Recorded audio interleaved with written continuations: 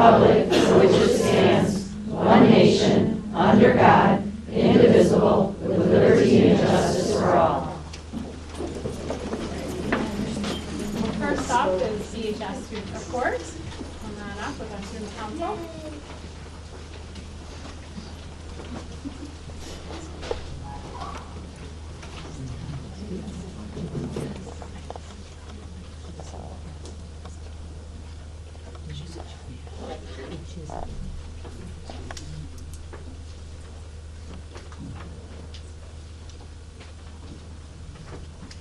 Hello, everybody. I'm Grace Cowan. I'm the current student council president.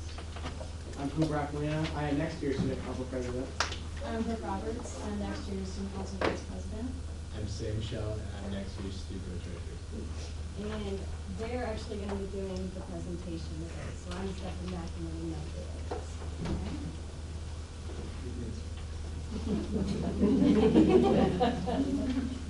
So, Are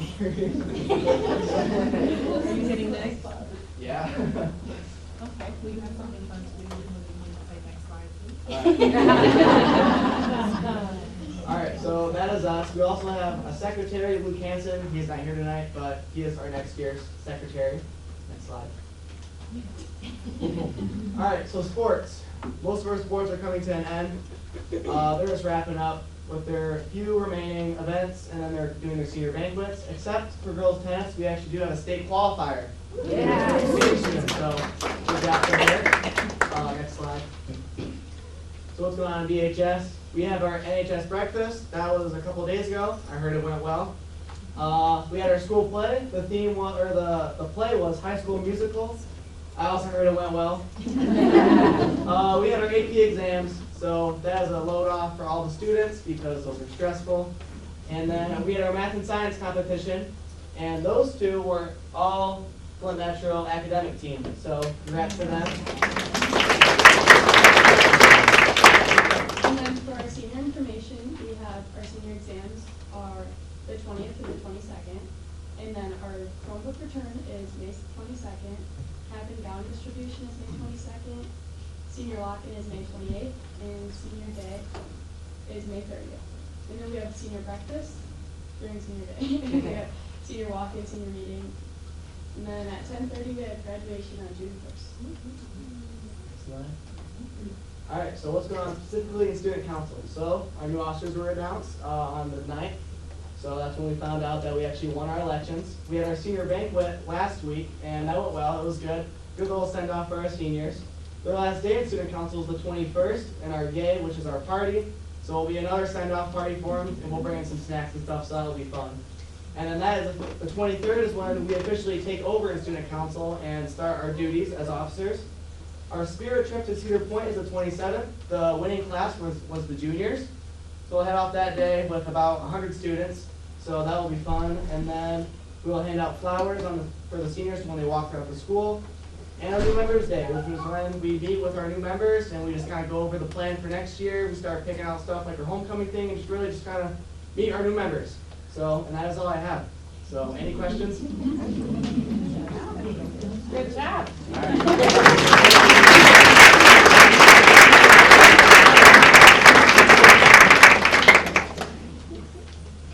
All right, thank you. Next up is superintendent report. All right, good evening, everybody. At this time, I'd like to invite up the staff from Brandon Middle School who are associated with the 6th grade Camp Hope-Neconic overnight trip. That's a mouthful. So if you would like to come up and share with the board your proposal, that would be greatly appreciated. Thank you.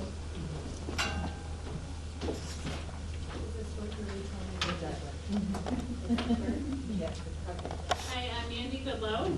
I'm Jennifer Squinger, and we are here to obviously tell you how amazing it is to be a teacher. We know that curriculum is important, we know that our students are important, and there comes special things in our career that we know deserve extra time, extra attention, those above and beyond moments that we do no matter what.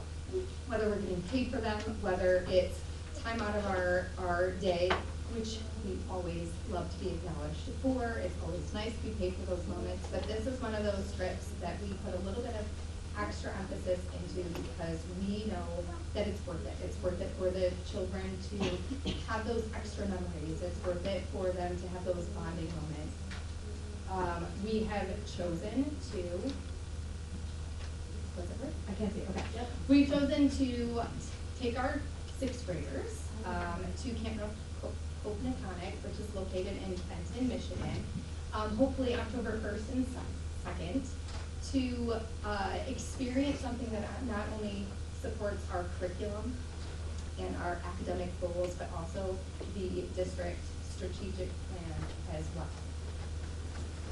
So when we say we are talking about the entire sixth grade class, and this is something that was done for years and years. It was a fifth grade overnight camp experience, moved to a sixth grade experience, and we think a sixth grade experience is perfect at this point because the fifth graders both come from, all the fifth graders come from both the elementary schools for the first time. They're getting to know each other, and this experience would be amazing for them to have again, once again. The staff that's sponsoring this trip would be Jennifer Squire, myself, because my name's little up there, and then Sarah Spencer, she's also a teacher at the middle school. But we have, hopefully the entire sixth grade class will have chaperones, 10 to 1. We get one free parent chaperone per 10 students. As many teachers as, want to come or need to come for free. And we know that there are a good group of teachers at the middle school that are willing to do this. So some of the educational benefits, we just kind of listed these up here, and they are all aligned with the Brandon School District Strategic Plan. As you can see, these are the ones that go in, are in line with the culture and climate, our culture and climate goals, our teaching and learning goals, and our facilities and infrastructure. So this is all in your packet, your board packet. And then I also included, I passed out the 2 packets that Camp Kopnatonic provides us. There's a curriculum packet and a teacher's guide. In the curriculum packet, and the teacher's guide explain all these things. The estimated cost is $135 per student. We say estimated because, of course, between now and when we actually go, we're not sure if busing prices will be higher or that should be pretty close to our price. It will be funded by the families themselves. We have heard that there may be some opportunities for scholarships for those students that are not able to join. It's way too late in the game to plan any sort of fundraisers, but maybe in the future that could be something that happens with it as well. And we, from that point, can look to other organizations that can help with it. So again, the logistics and safety details are all in those packets, but the Brandon school buses would be transporting everybody to and from. Camp Kopnatonic has cabins that we would stay in overnight. They have cafeteria that they would, they have it very well detailed in their guides. And then obviously their emergency procedures and their guides as well. As for communication, we would have the pre-camp info available at registration when they come to pick up their schedules. They would also have camp information. During camp, we all have access to Parent Square that we can send out any interesting pictures or information that's happening. We all have their phone numbers as well in case there happens to be an issue. As for photo sharing and update, we have a couple different ideas that would put just the 6th grade parents in a group, so it wouldn't go out to like the whole school, but that is still being tweaked. So actual plans will come if you have students in 6th grade. And once again, the board proposal packet that we sent over a few weeks ago has all kinds of details that I'm sure you've already seen. Any questions? I'm glad you're bringing this back, so I know. Yeah, right? That's kind of what I said at the beginning, that I think that we have a really good, approval from the board and the committee. And I agree, my kids got to do it, it was the whole 5th grade back then, but I thank you for your time, thank you for all the effort in getting this all organized, because I can see this is obviously lots of work. Yeah. So, but Yeah. we're very impressive. The middle school brought this back. Thank you. Thank you.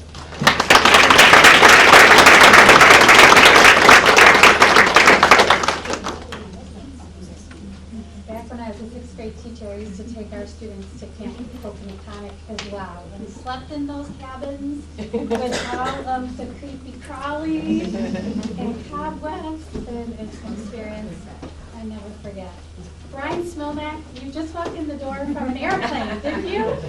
Wow, that is good timing. I'd like to introduce Brian to the group. Brian is our architect that's been working with the district through all of our bond projects. He's here this evening. I'm amazed you're here. Thank you for the extra effort for us.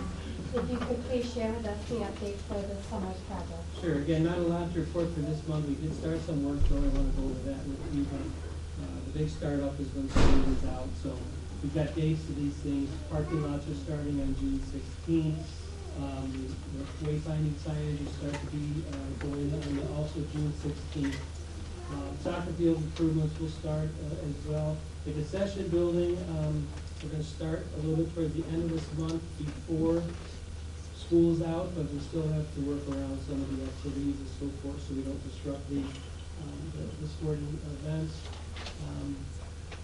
The interior, the doors will start, everything's basically when school's out.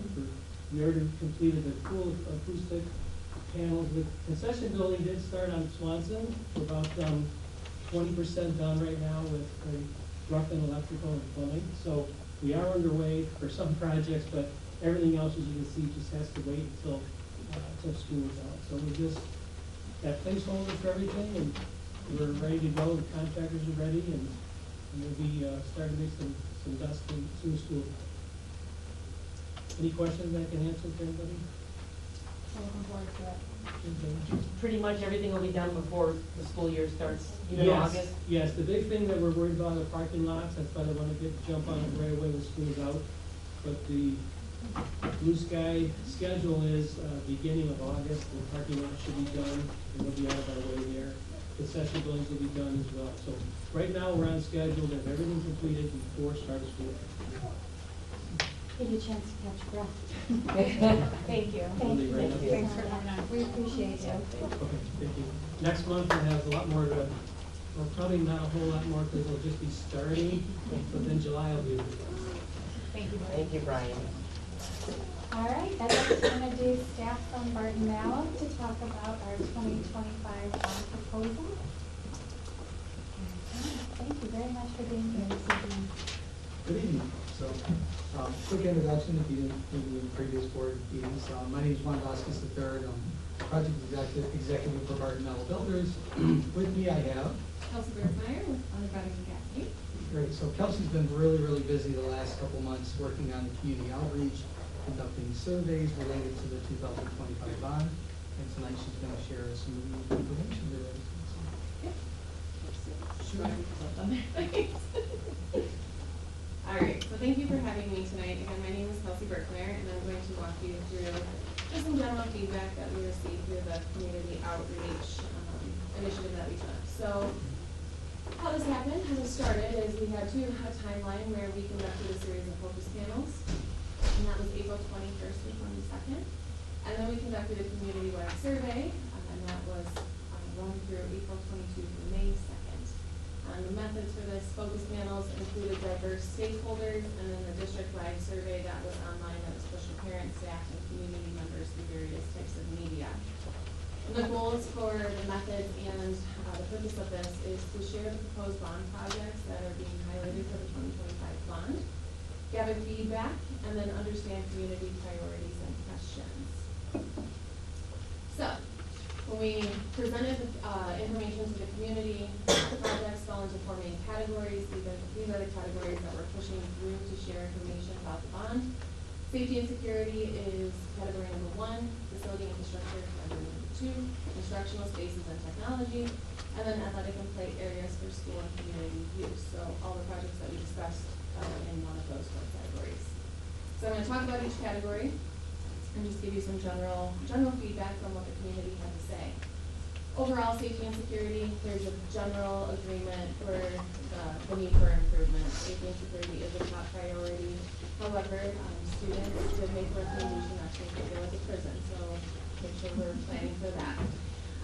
The questions that came up with this category are, what are the access controls that you're putting on the doors? Are they a key fob or are they a key swipe? Just some general information about where they're going and the type of system that you're putting in. Are you adding or replacing cameras? Sometimes cameras, technology wears out, we know that, so the picture's not that great. Or we have what we call dead spots in certain schools. So are you adding or just enhancing what you currently have? They want more clarification on that. Security improvements, so the pool, there's an indication there, and they want to know if it's a door system, a locking system, are you putting a wall in, are you putting an office in with a person that has to check people in and out? So just a few more details on what your security improvements are for that pool to school section. And then, and the door locks that you plan to put in there as well. So overall, again, safety, definite need for improvements, and the community agrees with that. Facility infrastructure, there's a strong support for improvements here, especially for projects related to student health. The specific questions or concerns were sewer issues at Harvey Swanson, complaining of a smell, that things haven't been addressed there. The water quality at Harvey Swanson and Oakwood, comments about water coming out brown. And again, take this with all with a grain of salt. It might be people that have not been in the buildings for a while. So this is something though that has been brought to attention. We need to take a look at it. The air conditioning at the high school, and that falls back to air quality control as well. And then roofing, band storage, and special education kitchen are all improvements that were identified that need to be included with the bond proposal or looked at in the bond proposal. And then the one thing that the community asked is they want more detailed information about what you have currently done, how much you spent on those projects, a little breakdown of where you currently sit with projects. Instructional spaces and technology. Again, there's a support for updated technology and furniture. People know technology is the way we teach kids these days, and furniture is the place we put them to teach them. So lots of complaints about broken or mismatched furniture, so definitely a need to fix that. Questions and comments related to understanding the device replacement frequency. How often are you doing it? And then parent controls on Chromebooks. Comments about there's a lack of parent controls, so are we looking at the safety and security from a technology use standpoint for our kids? And Wi-Fi dead zones, comments about having difficulty accessing on campus, but then also being able to access with their Chromebook at home, making sure we're addressing those issues. Improving learning spaces for special education and creating more spaces for hands-on learning. We know that there's all different types of learners, so they want to make sure that everybody is getting an opportunity to succeed. And then talking about access to iTech and the media centers. Common thing with media centers is it's viewed as a place that's kind of just shut down. People and students want to be able to use those spaces during lunch periods or free hours, and kind of bringing back that space for an educational opportunity. All right, athletics and play areas. This was the biggest conversation point throughout the entire process here. There's a lot of information that needs to be provided. They want a clearer plan, more details, pictures, things like that. So they want a detailed plan for the use of the Harvey Swanson field area, which includes the walking track and the amenities that are included in that. And then there were questions about the renovations of the high school stadium restrooms and whether the press box is needed to be updated due to water damage or some other reason. They also wanted to address some safety issues with bleachers, broken playground equipment, and then pool fitness equipment. And then high support for fencing around the elementary playgrounds for safety purposes for the littles. So when we asked, what are you most excited about? You can see right here, people are excited about maintaining the facilities, appreciation for the no tax increase, that we're modernizing learning environments, upgrading safety, and then restrooms will be renovated. And then people need more information on the financial part of it, really. How a no tax rate increase works, what are the long-term financial impacts, and that can be, you're extending debt out, what does that look like? what does it look like for maintenance when you're improving or enhancing or replacing, let's just say a boiler, what's the maintenance look like that on a long-term scale? They want to know detailed project costs and the prioritization, what projects are going to be done first and why you chose those. And making sure everything is ADA compliant for students and visitors. They want more information about the athletic space use, specifically for Swanson. And then if you're doing, what type of special education upgrades you're doing specifically at the high school was called out. Okay? So we also gave them the opportunity to provide additional project suggestions. So just let you take a little gander there. Some of them are already on the list, but they are really driving the point home that they would like these items to be looked at. This is something that we have reviewed, we're discussing, and then we'll present to the school district based on what's already being addressed, what do we need to take a second look at. Level of support. We ask people based on what they now know, knowing it's a moment in time when we did this, are you likely to favor a zero tax rate increase bond proposal if the school district were to place it on the November ballot? You will see, and the math is not right due to rounding, okay, so I know I can count to 100. To go to school and get that degree, so. You will see 60% are likely to favor, 10% are likely to oppose. However, the one that I have circled is the 31% that's undecided. Those people need more information before they can make an educated decision of what bucket they're going to go into come November. So that's the steps that we have to take forward now, is communicating all of those needs and wants that they've identified through this report, and make sure we're sharing exactly what they need in order to move forward in November. Any questions? Thank you. Thank you. Appreciate it.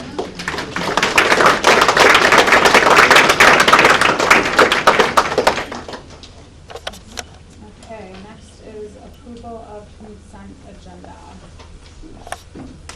Move the Brandon Board of Education approve the consent agenda as presented. Support. Second. Any discussion? Can I get a roll call vote? Diane? Yes. Herb? Yes. Hillary? Yes. Jody? Yes. Yes. Kim? Yes. Rebecca? Yes. All right, next is information and discussion items. Board report, I know Diane has some things to share. Yeah, I got a couple things. First, I just wanted to say on April 24th, the Brandon Groveland Youth Assistants hosted their annual Youth Recognition Night. It was a very humbling event that recognized our youth in our school district for their volunteerism and courage. But what was so awesome was how our school staff not only made these recommendations, but presented certificates and awards. We had our community members there that also made recommendations, presented certificates and awards to our youth. Some of the presentations had all of us tearing up. All the presentations made us, I'm going to say the school board, proud of this community, school district, and our youth.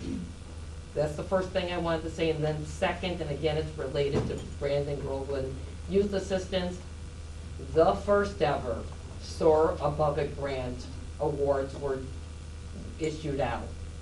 There were 4 entities, where 2 of them were from the Brandon School District specific. All of them were related to kids here in our district, but 2 came from out of our school district. First was the Hawk Time program at the high school was awarded money thanks to Assistant Principal Megan Kozlowski and her team for their submission. And I'm just going to say, love that presentation last month that told us how positive and beneficial the Hawk Time program has been to our high school. The other is the peer-to-peer at the high school that was awarded money thanks to teacher Haley Lane, if I'm hoping to say that right. This program is part of our special education that facilitates student leadership and friendship amongst peers with and without disabilities by providing a safe place to explore their community and build long-time relationships. And just congratulations to the winners all.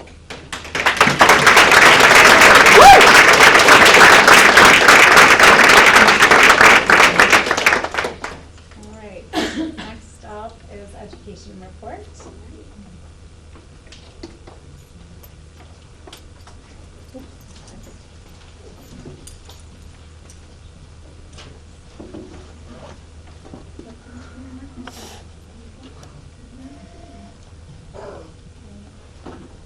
Good evening. Hello, everyone. We are excited to be here tonight to share a little bit of a glimpse into what's been going on in the area of teaching and learning, especially pertaining to 3rd through 5th grades. We're going to focus on that area tonight in our presentation, specific to phonics and morphology and some resources we've been piloting to share with you what that looks like as of now. So for this evening, we're going to share the purpose of running this pilot this year, our overview of how it went and who's involved, all of those things. The evaluation criteria we used at the end in order to determine our next steps. And then we're going to share some of the data that was collected, the quantitative and qualitative data, our program strengths that we all came to agree upon, and then some recommendations that the team made at the end. So that's what we're going to cover this evening. Before I get too far though, I'm talking about introducing who's up here with me. Annie Moeller is our instructional coach focusing on literacy for K-5. And then Tony Scher is one of our pilot teachers that was involved in the pilot in 3rd grade at Oakwood. So let's look at our purpose. We knew coming into this year that we needed to really look at some resources to fill a hole in 3rd through 5th grades, specific to word study, phonics, and phonemic awareness. And so going into this year, we knew we had to find something to try, and so we were led to the resource that we ended up piloting this year. We also knew that it's important to find that tier 1 resource just for that foundational skill, that met some of the requirements that are recently facing us based on the dyslexia laws that are now out and influencing what we're doing. And in addition to that, our strategic plan with our teaching and learning goals. So those were the things that we were considering as we launched this pilot this year. And the essential practices always guide what we do. So part of the overview I wanted to share with you is what is the 95% group and why is it called the 95%? And you can jump in on this part too if you want, whenever you like. But the 95% group is named the 95% group based on the research of science of reading that says if explicit instruction is given in a way to students, reading proficiency can be achieved at the level of 95% of our students. And so that's what this group has based their whole programming on.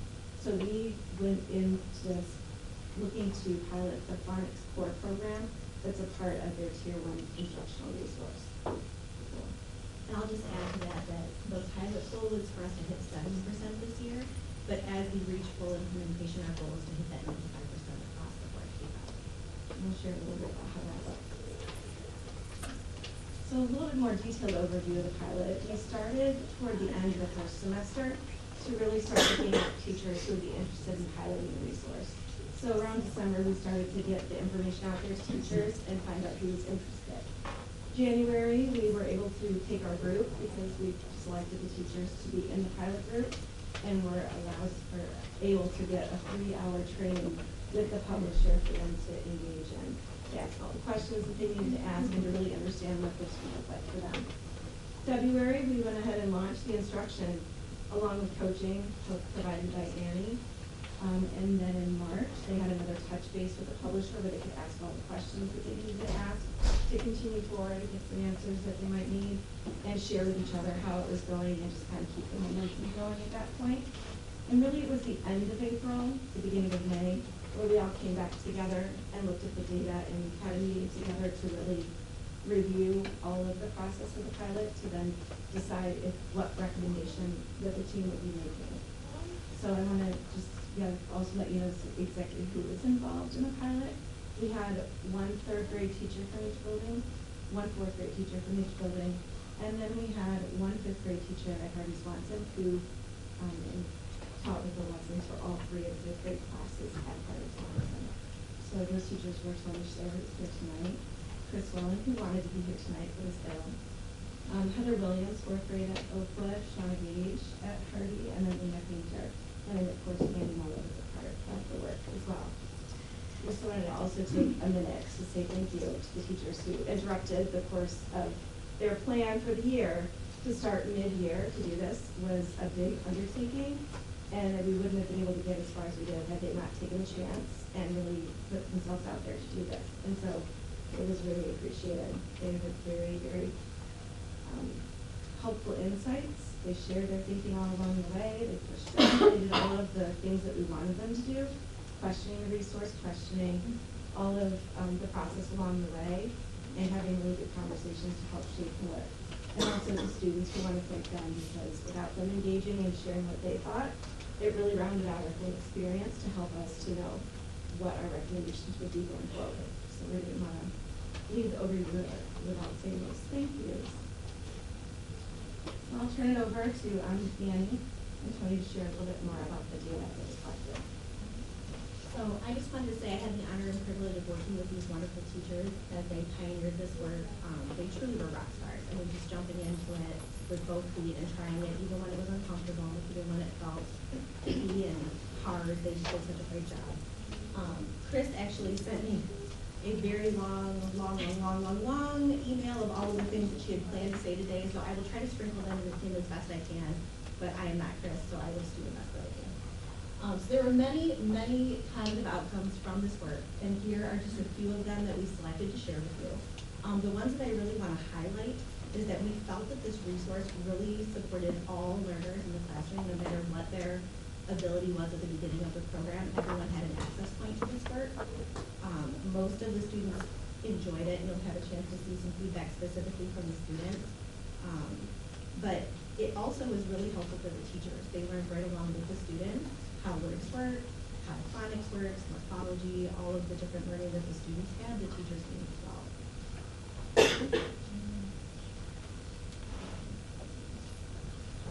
So here are some specific pieces of feedback from the student survey that the students said how they felt about doing this project. So let's give you a moment to take a look at that.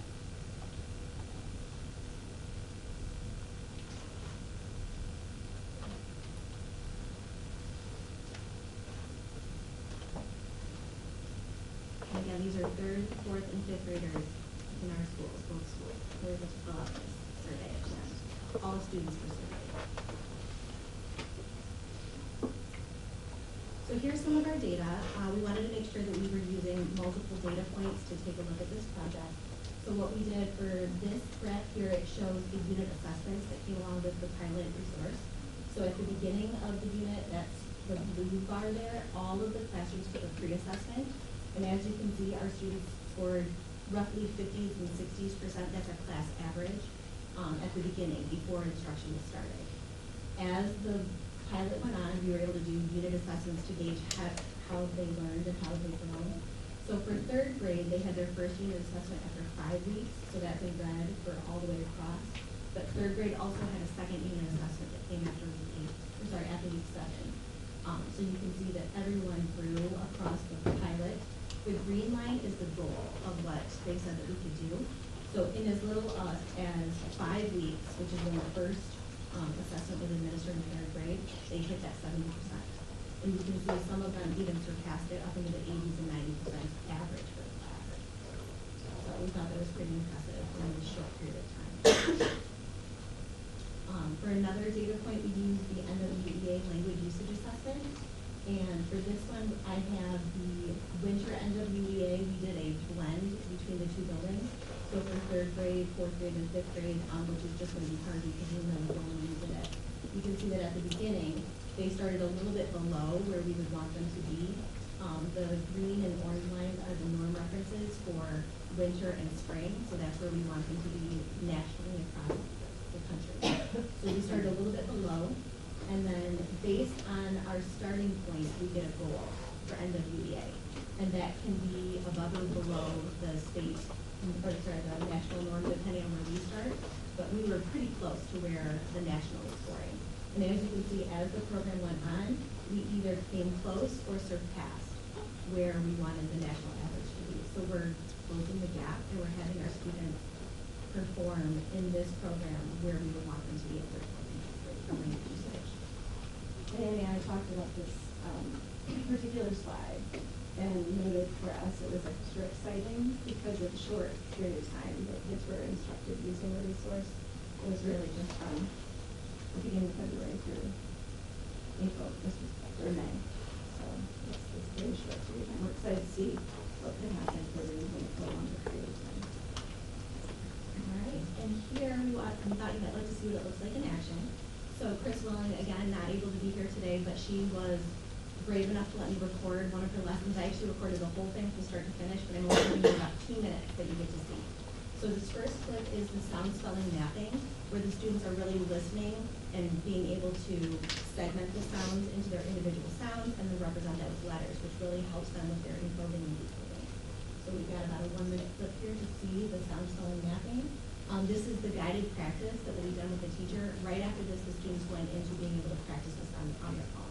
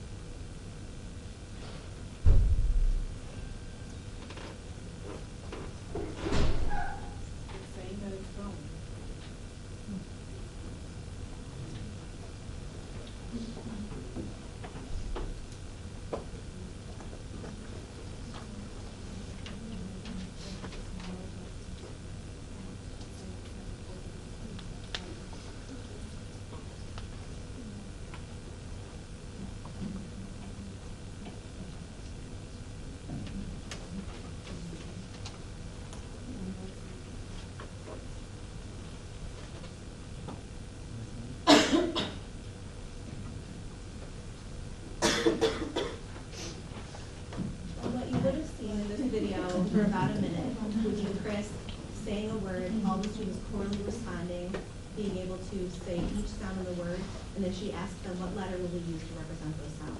So they work together to make the word spike, and they know that it's going to have an I consonant E because they know that that's the spelling pattern they've been studying. So she has them practice that together. You can hear them all corally responding. Everyone is responding in unison, and then they represent that word on the page. So that's for that piece for morphology. This is where they really dug into word parts and how words have small and meaningful parts within them. And so she talked about a couple of prefixes, and then the next activity that the students go into after that is being able to build words using roots, suffixes, prefixes, and building those words based on their knowledge of how words work and the meaningful parts of words. So I'll send a copy of this slide for you so you have access to it. So you have a so you can see what it looks like. It was almost gonna be like Christmas here. So I mentioned at the end of April, the very beginning of May, we gathered together and we had a half a day really to go through the pilot and to thoughtfully reflect on it, look at the data, have conversation. And we also were able during that meeting to meet with the publisher again to have some final questions answered and to get more information from the horse's mouth, so to speak. And then at the end of that time together, the teachers who piloted the program were engaging in a collaborative rubric evaluation of the resource. And these are the things that they used or they thought of when they reviewed the resource. They considered the instructional content, how well did it align with the Michigan LA standards, did it design, did it meet teacher and student needs, assessment, progress monitoring, was the assessment comprehensive and did it help guide in their instruction, materials, did the PD and a digital platform fully support the teachers in their needs, cultural responsiveness, is it current and up to date, student engagement, were the students motivated and engaged with the content and the format, and then lastly, the intervention and extension support. Did the resource truly meet all of the needs of all learners? So they assessed the material with that rubric, and then in the end, they made a couple of recommendations, and here's where we stand today. So currently, we are going to plan, based on the pilot group's recommendation, to move forward with filling that gap we talked about at the beginning of the presentation with this resource, the 95% group phonics 4 program for grades 3 through 5, starting the fall of next year. And the committee also recommended that we do another pilot and have our K2 teachers in both buildings pilot the resource to compare and contrast with the current resource that they are using to teach the same content. So it will have a year's worth of pilot data and reflection and all of the same kinds of things that this group went through in order to really take a look at which resource is the best for us to use with our K2 teachers and to have continuity and coherence from kindergarten all the way to 5th grade in this particular area of literacy instruction. That's where we ended up. That's the latest and the greatest. There's just a couple of things I wanted to share from Chris real quick so that I don't forget that she sent me all of this information. So she said, not only has this helped my students, but it has really allowed me to understand more of the fundamentals that our kids need and that I use when communicating, reading, and writing.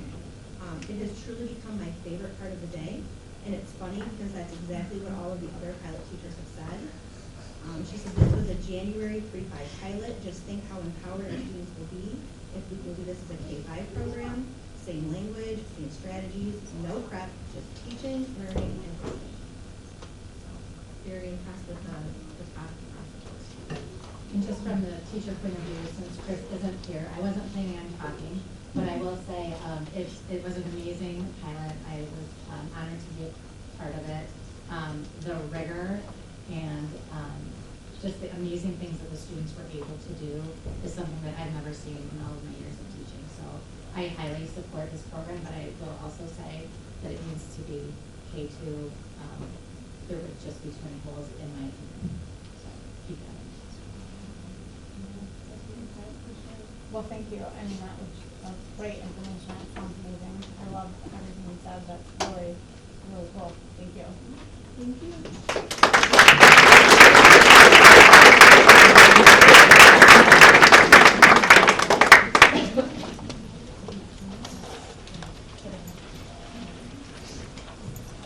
Okay, next up is action items. A is the HR report. Sorry. Move the, no. Motion. Can I get a motion? I'm sorry. Yeah, I'll move the Brandon Board of Education approve the HR report as presented. Second. All right. Any discussion? Can I get a roll call vote? Diane, Yes. Herb, Yes. Hillary, Yes. Jody, Yes. Kim, Yes. Rebecca. Yes. Approved purchase of 95% phonics grades 3 through 5. Move that the Brandon Board of Education approve the purchase of the 95% phonics grade 3 through 5 as presented. Support. All right. Any discussion?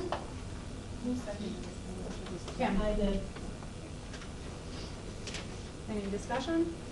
Can I get a roll call vote? Diane, Yes. Herb, Yes. Hillary, Yes. Jody, Yes. Kim, Yes. Rebecca. Yes. Bond application draft.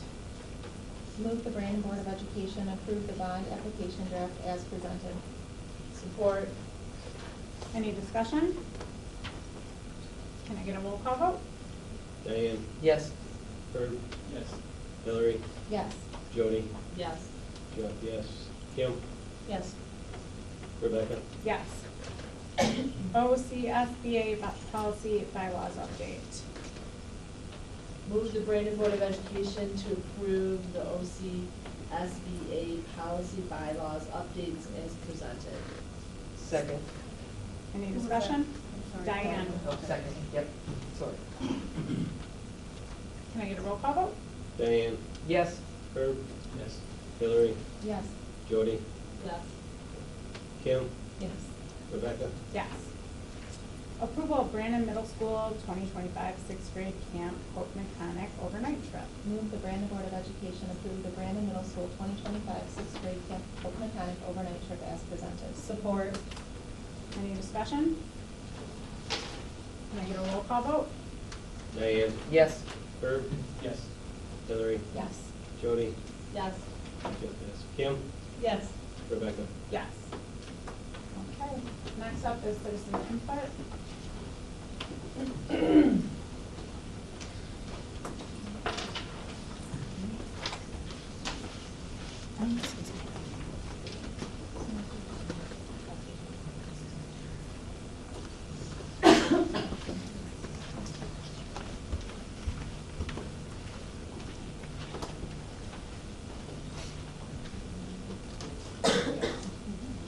Okay, first, before we get to citizens input, I am just gonna go over some guidelines. So in person, you must sign your name, which we did. When addressing the board, please recognize yourself by stating your name. Each statement shall be limited to 3 minutes. You can only speak once. The statement shall be directed at the board only. Generally, the board will not respond to the public comments during the meeting. Speakers are asked to express themselves in a civil manner with due respect for the dignity and privacy of others who may be affected by your comments. To ensure due process and respect of individual rights, the district maintains a formal process for handling complaints against individuals.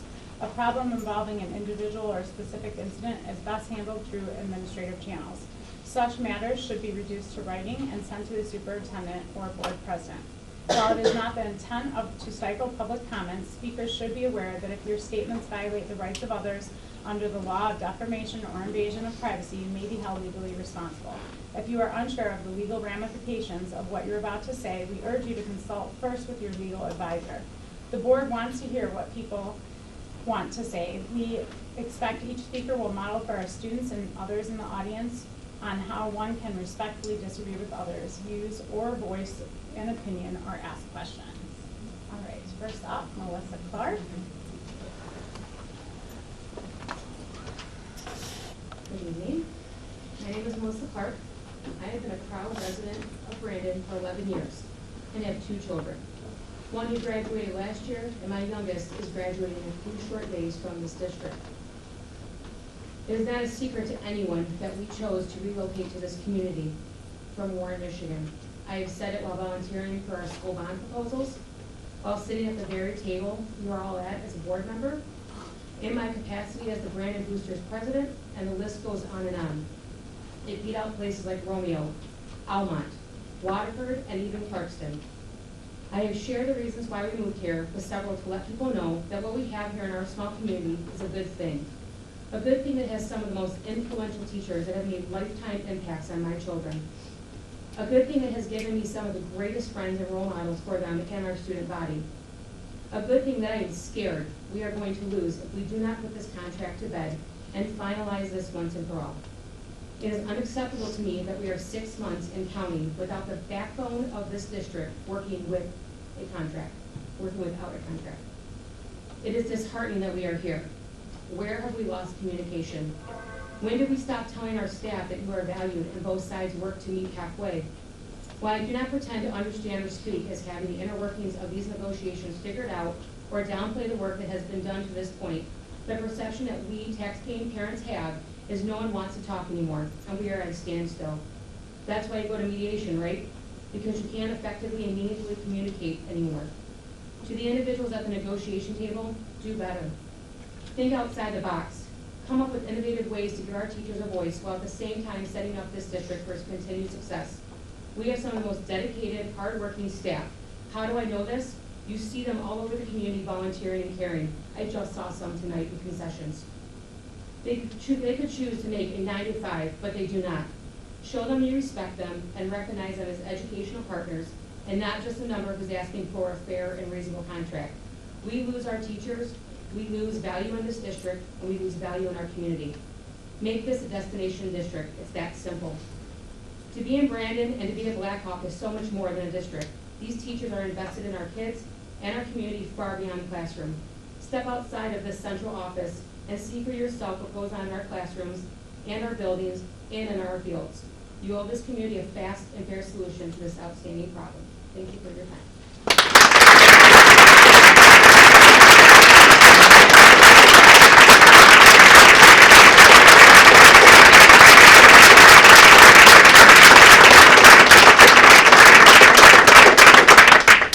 All right, next up is Jackie McGaffey. Hello, I'm Jackie. You have this presentation in front of you. I'm speaking tonight as a longtime teacher at Brandon Middle School from the perspective of my time with one family. 1992, the start of many big things. I became both Mrs. Medaki and Senora Medaki in the first year that BMS was housed at the high school. I taught from a cart, built my Spanish curriculum, and grew to love my students and the community. Jeffrey and Marjorie McKinney lived in Ortonville and enrolled in 4 kids, Jeffrey, Jessica, Jenna, and Justin, in Brandon schools. Graduating from 1996 to 2000, they grew up and had their own kids, and the 3 of them enrolled their kids in Brandon schools. Jeffrey Jr. married Michelle Dixon, class of 97. They were never my students, however, their kids, Caitlin and Colin, were in my Spanish 1 class. I had Braden in computers, and later he sometimes joined my Spanish 1 classes on half days when he was taking early high school classes. Fun fact, Michelle's mom was Patty Dixon, a longtime employee, retired from central office. Jessica was in my math class. She later married Chris Lizon in class of 2000. Their son Lucas was in my computer class. He and his sister Jordan have stayed after school many times with their cousin Lexi helping me in my room. Justin was in Spanish. His wife Sheila Tasker, class of 2002, she's here today, had been in my 8th grade math class the last year we were in the high school. As we moved to the new building, my time with the McKinneys was not over, just on pause for about 20 years. Besides Jeff and Jessica's kids, I've had all of Justin's kids, Rylan, Evelyn, Duncan, and Lexi in my class. The oldest 3 took Spanish 1, Lexi computers, and seminar so far. All 4, like their cousins, demonstrate a love of learning and kindness toward others. More fun facts. My family got our cat, Henna, from the Tasker family when Sheila's sister, Holly, was my student. Holly later married another student of mine, Brian Wachowitz, and their family lives up north. Kathy Bestel, longtime BMS secretary, best known as Princess, is also a McKinney. Her brother is Jeffrey Sr. This year I have completed 31 years in Brandon. I get asked when I plan to retire. My fairly serious answer is when the last McKinney has been my student. This is just one family out of numerous families that I have been blessed to teach, including the kids of people in this room tonight. One of the signs of a great school district is longevity of both families at stake and caring teachers at stake, invested in their students' future. What is it that will keep the next generation of teachers in Brandon schools for the long haul with me? It is my hope that the stakeholders come to an agreement of what that means.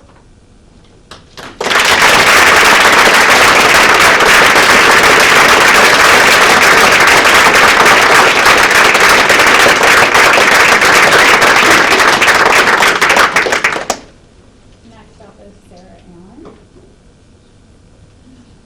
Sarah Allen, nervous after going after that. All right, so this is a message just to the elected board members at that table. You're here to be our voice. You're here to lead the district. I've been in your seat. I've been on that side of the table, and I understand the pressures. I know the relationship between the admin, the board, the staff, and the teachers. I know it feels like because there's closed-door negotiations, we, the public, can't understand what's going on. While I respect the administration, the buck stops with the board, and I'm asking you to dig deep and listen to the community and end the standoff tonight. The district is full of amazing teachers. And when we lose them, and we will know why. The standoff has affected not only the teachers, but literally every family member and staff member of this community. We can't plan a thing. And some of us are coming up to the end of our years in this district, and we can't plan anything in the coming year because there's no contract. The standoff needs to be over, and the buck stops with you, the board, the elected board of our voice. Lastly, if you've never worked inside a classroom, I promise you, you do not know the full extent of what these teachers deserve. I thought I knew, and then I substituted for 6 weeks for someone that went on maternity leave. Oh. It was the best 6 weeks, and it was the hardest 6 weeks. The first day I came home, and I sat down and I said, I don't want to hear one voice. I can't hear one voice. And these teachers do it every single day. Give the teachers what they want.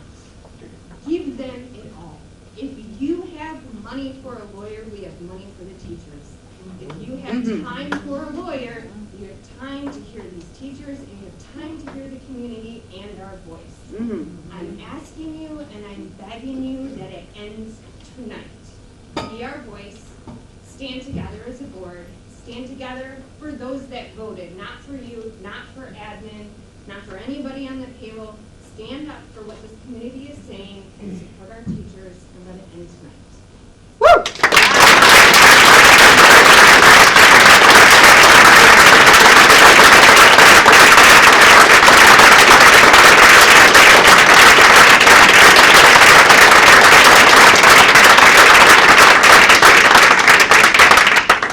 All right, next up is Roman Gasky.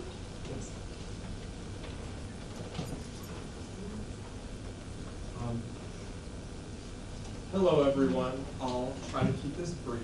My name is Roman Gasky. I'm a lifelong resident of Oxford Township. And before I give my little spiel, I just want to seriously commend you guys on your civic engagement. I had no idea so many people were going to be at this school board meeting, and it's very clear to me that in Brandon, people really care about the teachers and the students here, and I think that's great. I just wanted to introduce myself to you all and let you know that I'm considering running for state representative, and our campaign is about representing everyone, not just a small group of people. I've had public education in Michigan from kindergarten all the way through college, and I think it's given me so many great opportunities. So that personal experience is just one of the many reasons why I think it's important that we give all our children the quality education that they deserve. We would love to hear from you. I have business cards if you want my contact information, or you can reach out to our office. And again, my name is Roman Gasky. I'm considering running for state representative as a Republican, and I hope we can come to a just resolution here that gets our teachers a fair wage and our students a great education. Thank you.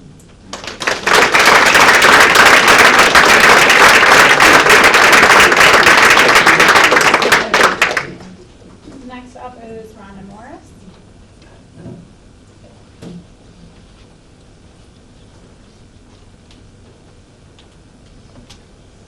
I'm Rhonda Morris. I'm a level 3 classroom teacher at Harvey Swanson. It's my first year in this district, but not my first year teaching, obviously. Just a couple of things. People have referred to my classroom sometimes as a meat grinder. People usually don't stay in my room very long. That's not a lot of longevity there. And when I came on board, I was encouraged by my colleagues and my peers that interviewed me, by administration, and I felt, I can do this now. I can do it. Mid-year, I'm thinking, maybe I'm not doing it. Maybe it's not working, you know. But I sat down with my administrator to go over the data, and a few things have happened this year that I think you would like to hear. My students had their 4th Hawk Party, which is based on appropriate Hawk traits and behavior, and no majors as far as physical aggression or anything like that. And they had 1 last year, so we had 4. We're still working on number 5. I don't know if we're going to make it, but we had 4. So that was a big point that my students should be celebrating also. In looking at data, no one really wants to have to physically interact with students. But one of the key things that I thought was important in looking at what happened or transpired in the program last year and what I wanted to have happen this year was to reduce those numbers. And I'm happy to report that when I looked at the data through the end of April, seclusions and restraints in my classroom were down 50% for the returning students, which made me feel good. Gave me those, feelings that I needed to have. I can't say enough about my team members, not only at Harvey Swanson, but across the district. I've gotten to meet quite a few people this year. Lucy Calkins training. I've been in Tony's room a few times. To spend some time with my special ed counterparts across the district. And I know that we have what it takes to take our students to the next level. I would like, though, like many others have said, to have this issue resolved with our contract. It's really starting to affect our community, as many parents and others in the community have said. So I would just urge you as a board, work towards a fair and equitable contract and resolve as soon as possible. Thank you.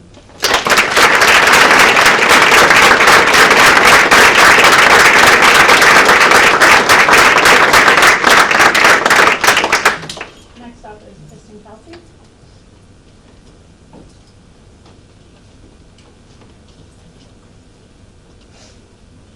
Hi, good evening. I'm Kristen Kelsey, a teacher at Brandon High School. And as Ms. Medaki was speaking, I was funny, I was looking at the audience and the board members, and I'm looking at people saying, I guess some of you as children moved before you were administrators or teachers. So quite a while. As a teacher at Brandon, I've been literary club advisor, musical co-director, summer school teacher, feminist club advisor, yearbook advisor, dance chaperone, AP teacher, two subjects, crochet club advisor, new teacher mentor, Flint Metro teacher, AZ detention monitor, and most recently a parent of a Blackhawk graduate. But I stand before you today not just as a teacher, but as someone who has poured her heart and soul into the school district, into our children, without the security of a season. The majority of the school year, we teachers have been working daily without this contract. Calendar pages have turned, seasons have shifted. But we've stood in our classrooms, beacons of knowledge, support for our students. We've graded countless papers, offered guidance, written letters of recommendation, looked at college application essays, inspired minds. We are their mentors, their confidence, vital support, stability for a lot of these kids. And now imagine carrying that weight day after day, knowing that your own professional foundation is unsteady. The very agreement that outlines your commitment and your security has lapsed. This isn't about abstract policy on paper. It's about dedicated people, individuals who have been here for 5, 10, 15, 20, 30 plus years. It means not just numbers, not just employee ID numbers. We have dedicated our careers, we've invested our time and education into this community. I brought my children here because I believe in it. It's also about the anxiety that simmers beneath the surface every day when you wonder, am I valued? What's the message we're sending to our students? Our passion has not diminished, even though the contract has expired. We have navigated almost this entire year without a peace of mind that a contract can provide. We are the very backbone of the system, and what does it say to our students who witness this? To see that our teachers aren't valued and don't feel like we're valued. And that message seems to be pretty clear as this expired contract is continuing and continuing and continuing. Please don't let this school year end with a shadow of uncertainty hanging over us. As the seniors graduate and their kids go to next grade. Show our teachers that our commitment is seen and that our work is valued and that our security does matter. Thank you.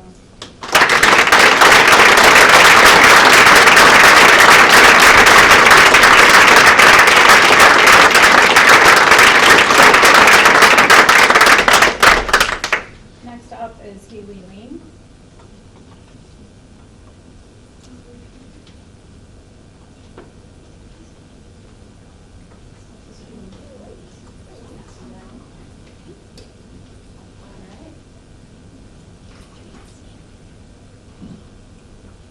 Hello, my name is Haley Lane.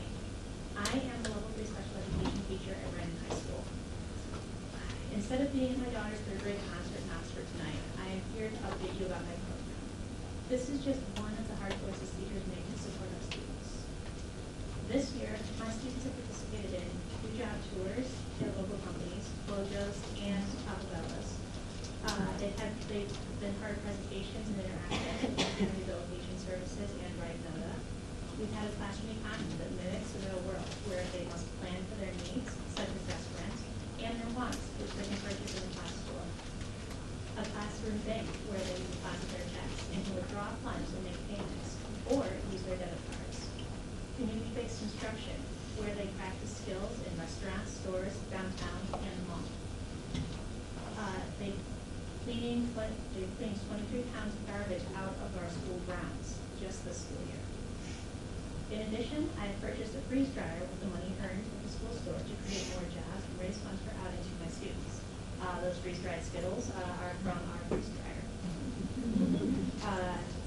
I also applied for and received the Soar Above grant EYA, which leads to expand our after-school daycare program in the coming school year. All of this has been done without a contract with the Brandon School District. Although I am personally frustrated that we have worked 200 days on an expired contract, I am most concerned about how this lack of a contract will affect my students. Without a calendar, which is part of our contract, I cannot contact community members to set up job tours and outings. Research shows that practicing skills in real-world settings leads to higher employment and community involvement for individuals with the greatest disabilities after high school completion. I implore the board to help us move along in negotiations so our students can receive the kind of education they deserve, the kind of education that will allow every student to soar. Thank you.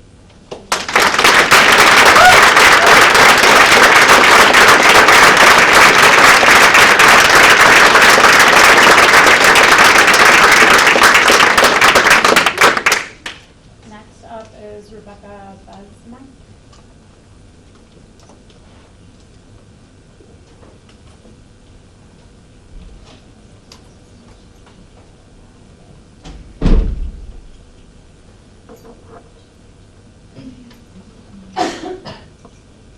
My name is Rebecca Besman. I'm the proud parent of a 5th grader at Oakwood and a 7th grader at the middle school. I'm also a 3rd generation teacher myself with 19 years in the neighboring Oakland County School District. Tonight I'm speaking as both a parent and someone who understands deep in my soul what it means to dedicate your life to public education. Teachers are more than just professionals doing the job. They're pillars of our communities. They're the ones who show up early, stay late, buy supplies out of their own pockets, and go the extra mile every single day to make sure our kids are not only learning, but growing into capable, compassionate human beings. And in today's world, that role extends far beyond the classroom. The teachers are often the first to notice when a child is struggling emotionally. They step in when all sorts of things are happening in homes and amongst friends. And let's be honest, they're now on the front lines of school safety. In moments of crisis, it's our teachers who are the ones standing between our children and danger. That's a burden no one should carry alone, and certainly not without the support and resources they need. Fighting for a fair contract isn't just about salary, it's about making sure our teachers have safe classrooms, manageable workloads, mental health resources, and the time to build real, meaningful relationships with their students. It's about giving them tools they need to keep our kids safe, inspired, and cared for. And if there's anxiety and pressure and stress and feeling unvalued, that will not happen. As a parent, I want to know that the people I trust with my children every day are being respected and protected. And as a teacher, I know what it feels like when that trust and care isn't reflected in policy and pay. So to our teachers, thank you. We see you, we see your work, we see your courage, and we are with you. Supporting teachers is not a luxury, it's a necessity. So let's show up for the people who always show up for our kids. Let's give them the fair contract they deserve. Yeah.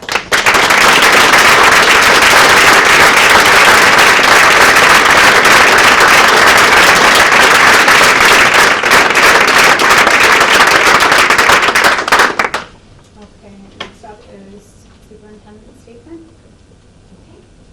I want to take a minute to read a statement regarding the status of negotiations with the Brandon Education Association, otherwise known as BEA, which serves our teachers and our ancillary instructional staff across the district. Some of the information I'll share this evening is similar to the statement I shared in February, and some of the information is updated to reflect our current status. It is essential to provide context for the situation to help understand why negotiations are different for this particular contract. In February of 2024, legislation changed in Michigan. It allows for collective bargaining of previously prohibitive subjects at the negotiation table.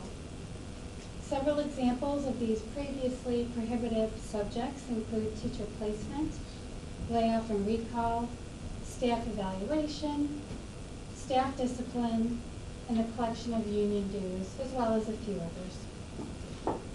In a sense, these topics were restored from legislation from the early 2010s. Sounds weird to say 2010s. The ability to negotiate these topics for their potential including in the collective bargaining agreements are now a mandatory bargaining subject and require new language to be added to any collective bargaining agreement that expires after February 2024. The Brandon School District typically has 1 or 2 year language and/or wage contracts with the Brandon Education Association. Both parties knew that we would be among the first districts to negotiate under these new collective bargaining agreement requirements.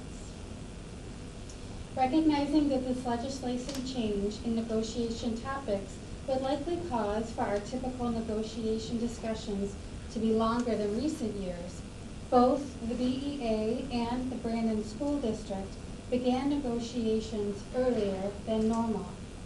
We met in April of 2024 with an understanding that the BEA contract expired at the end of October 2024 in the hope of settling prior to the expiration of the contract. It is appropriate to share that the Brandon Education Association leadership team has access to a UNISERV director who can provide guidance and structure to negotiations from the Michigan Education Association. The UNISERV director, serving several Oakland County districts, attends all Brandon Education Association negotiation sessions. The UNISERV directors are paid through the funds collected from union dues from its members. During the summer of 2024, in our negotiation sessions, we began to discuss some of the new mandatory areas of the contract. It was evident in these summer sessions that both parties were quite far apart. At this time, the school board and the administrative negotiation team decided to utilize the board's retained legal counsel to provide the school district with the guidance and support through the new negotiation territory, much in the same manner as the UNISERV director guides and supports the education associations across the state. The use of board legal counsel was based on ensuring the school district navigated appropriately through the negotiation session and had the resources to support the focus of best serving our district's fiduciary commitments, smooth operations, and our students at the forefront of our negotiation discussions. Importantly, although the contract expired at the end of October, the previous contract remains in place by operation of law. In other words, it is inaccurate to claim that teachers are working without a contract. We are functioning under the contract today like we did last September when the contract was in place. No changes have been made in the expectation and duties within the previous contract. Although the items outlined in the contract remain the same, the school district moved forward with providing step and lane movement compensation for the 24-25 school year. It's important to note that when the legislation changed in February of 2024 to include former prohibitive subjects in collective bargaining, there was also a change affecting when staff receive a salary increase on their contracted salary schedule. Step schedule advancements are no longer frozen following the expiration of a collective bargaining agreement. As a result, the step increase for all eligible BEA members was part of the board-approved 24-25 budget. Notably, the district moved members one step and adjusted salaries in the fall of 2024. This resulted in a salary step increase ranging from just over 2% to upwards of 9.5%, depending on the years of service within the school district. To help facilitate the negotiation process, the Brandon Administration negotiation team has continuously offered multiple days and times every time we work on coordinating calendars. To date, both negotiation teams have met a total of 13 times since August of 2024, with only 5 of these being in 2025. Sadly, there were a couple of months in which the BEA could not meet to negotiate, many in which we could only coordinate our calendars to meet once a month. The Brandon Administration team prepares for every negotiation session with proposals, counter-proposals, whatever it may take to be prepared for a negotiation session with the BEA. The work is done in advance to ensure that negotiations keep moving, and unfortunately, it's difficult to make progress when both parties are not able to meet. In January, the district requested a mediator from the Michigan Employment Relations Commission, also known as MERC. We did this in an effort to keep moving our negotiations forward. We were assigned a mediator in late January, early February. Our first session was together on March 4th, 2025. The mediator has met with our teams 3 times. We have made good progress with only a few articles remaining to reach tentative agreements on, and are looking forward to continuing to do so. As of late, the district calendar has been discussed in multiple conversations with students, staff, and parents. The calendar is negotiated between the district and the Brandon Education Association and is done annually. Although an invitation to discuss the calendar was provided in February, we have recently met and made good progress. I'm looking forward to sharing the calendar when the process for doing so is complete. Although the BEA negotiations have not yet been settled, both Brandon administrative staff and the Board of Education of the Brandon School District value and appreciate our teachers. Each board member has either been a parent or is currently a parent of a student that's currently sitting in your classroom, and the same is true for myself. We each have personal experiences of the joy and excitement that each of you bring to all of our children every single day. I assure that our staff, that we will continue to work very hard, and that we've taken all of this work from the beginning exceptionally seriously because of how much you mean to us. Our team will continue to do so in the weeks and months to come if necessary. I truly appreciate you taking a moment to listen to this information. As a former math and science teacher, I am a cause and effect, input and output kind of gal. I am hopeful that listening to this information provides more details and facts that speak to when discussing the current status, when discussing the current status of our negotiations. The district will continue to maintain its fiduciary duty to the community, and we will continue to bargain in good faith to ensure that we provide a fair, balanced, and stable work environment for all. We are looking forward to finalizing this contract very, very soon. Thank you. I just want to take a moment as well as the school board president to address the public regarding the current status of contract negotiations. It is important for the community to understand the role of the board in this process. The Board of Education is responsible for establishing the parameters and guiding principles for negotiations. However, it is not considered best practice for board members to participate directly at the negotiating table. This structure ensures that both negotiating teams representing the district and the teachers are able to engage in open, constructive discussions without undue pressure or interference.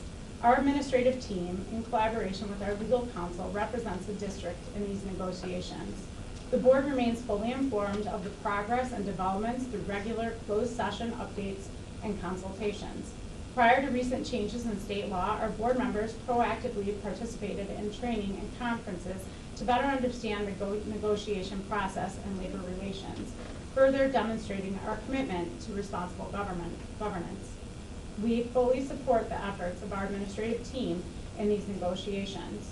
Their work is essential in representing the district's interests while working toward a fair and productive agreement. We deeply value the contribution of our teachers and our administrative team. We recognize the importance of reaching a fair and sustainable agreement that reflects our shared commitment to student success and educational excellence. We remain hopeful and committed to reaching a resolution in the near future that supports our educators and benefits the entire school community. Thank you. Next up is closed session.